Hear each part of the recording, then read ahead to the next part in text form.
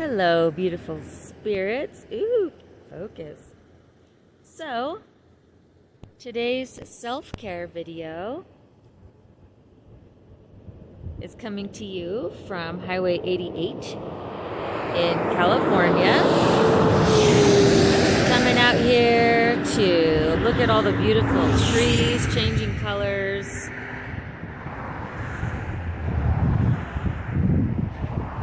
And to just say that self-care isn't always spa day. Self-care isn't always, taking a nap or anything like that. Sometimes self-care is just enjoying the nature that is all around. It's very healing, no matter how you're feeling in your life, no matter how you're feeling in yourself. Just enjoying these things that are free. Spending time with your good friends and enjoying scenery like this. Just being in the stillness, soaking it all in, breathing in fresh air is really good for your soul.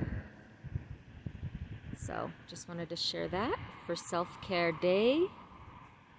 And if there's anything else, I'll hook it onto this video. Be the sparkle.